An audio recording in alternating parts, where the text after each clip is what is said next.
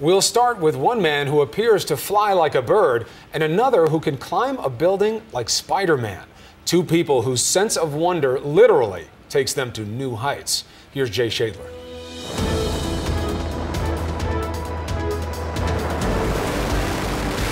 One soars like a bird. If you want to do something spectacular, something special, you have to be willing to take really special, really unique risks. One climbs like a spider. I'm looking for a world with full of danger, and not that kind of world living in a bubble. Two men on a mission to stake out the high ground in the world's most extreme game of risk. In Shanghai, China, Alain Robert is getting dressed for work. I need to be very, very, very fast, so it's gonna be nearly like a race.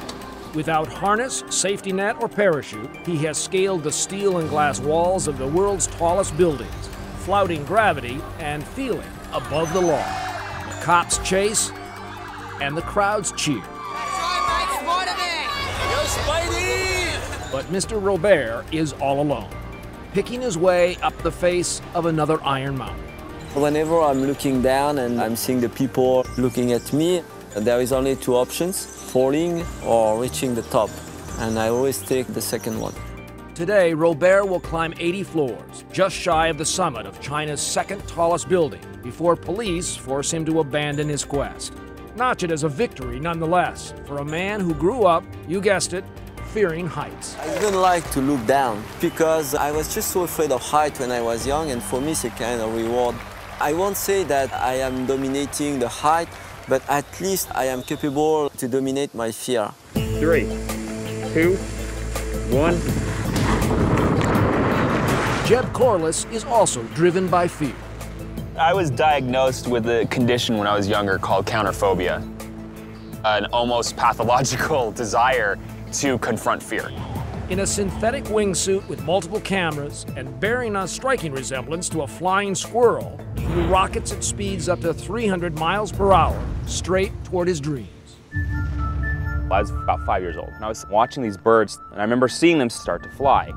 And I remember going, you know what? When I get older, I'm gonna do that.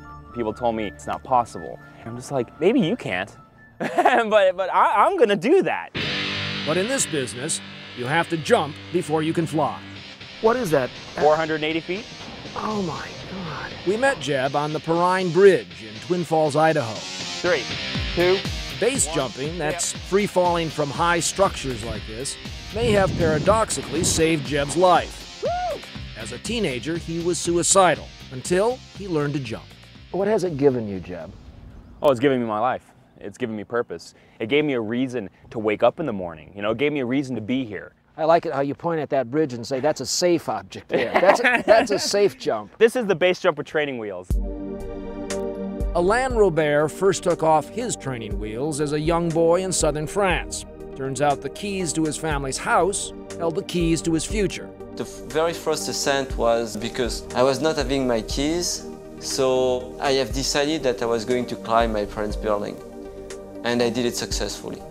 And he's never really stopped climbing. It is very tiring. Even his bedroom has a rock climbing ceiling. Sometimes I can stay like that nearly 20 minutes. Both Alain and Jeb are dancing on that mystical ledge where life itself appears in high definition, with its arms wide open, like the great statue above Rio de Janeiro. I jumped out of a helicopter, flew at the statue, came about 10 feet away from the statue, flew under its arm. That's a religious moment. I got to see the Christ statue in a way that very few other human beings have ever gotten to see. And he's seen death, too. In 2003, he and his good friend, Dwayne Weston, were attempting a dual flight above and below a Colorado suspension bridge. I couldn't really process what was going on because I was flying between all this debris. And a woman sitting right next to where I landed, she looks at me and she'll know, Jeb, he hit the bridge and he's dead. What did you learn? What comes to mind right away? away? He died doing what he loved. I mean, there's nothing wrong with that. Let's put it this way. Which would you prefer dying? Driving your car, getting hit head on when you didn't even see it coming? Or living your dreams, doing what you love, on your feet like a man? Meanwhile, in Malaysia, Alain Robert begins the assault on his greatest climbing obsession, the Petronas Towers, the tallest steel twins in the world. It's a tough job. I know that in a few minutes from now, there will be no place for fears. It's just going to be fighting and reaching the top. To elude security, he begins the climb in darkness. Unable to even see his footholds, he feels his way upward. By daybreak, he passes the pivotal first balcony on the 60th floor, where twice before he'd been stopped by police. Sunrise raises the ante and the curtain on this one-man show. At the base of the pinnacle, he faces the most daring part of the climb, 14 circular tubes ascending to a needle-like summit. The authorities can't stop him anymore, but Mother Nature can. Perhaps offended by this small, crawling creature, she wraps the towers in high winds and dense fog. But today, he will not be denied. It's such a joy, you know, far beyond my expectation. It was a fantastic experience. So while Mr. Robert feels on top of the world, Jeb Corliss is darn near to actually being there. For me, success is saying, hey, guess what? I dreamt about it, and now I'm doing it.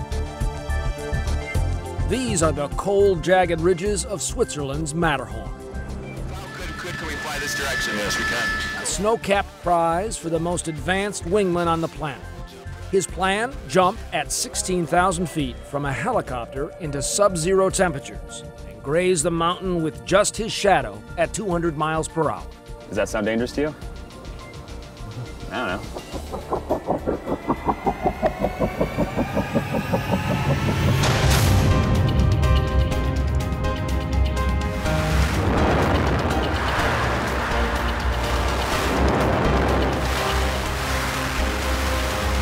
I was like, oh my God, I shouldn't be this close. That ridge, with those little pinnacles coming up off of it, as you're flying down, I mean, you're underneath them, you're like flying in between them, and you're just like coming down the ridge going, oh, it felt so good. That's the absolute best proxy flying I've ever done in my life, without question. Someday, Jeb believes he will land his wingsuit without parachutes, taking him one step closer to those birds he loved as a boy. Ah, the birds. They've inspired a lot of crazy ideas in humans, and more than a few poems, like the one that rhymes, "If I die while I'm in flight, whether brightest day or darkest night. Spare me your pity, shrug off the pain, secure in the knowledge that I would do it all again." That's 100% how I feel. No question.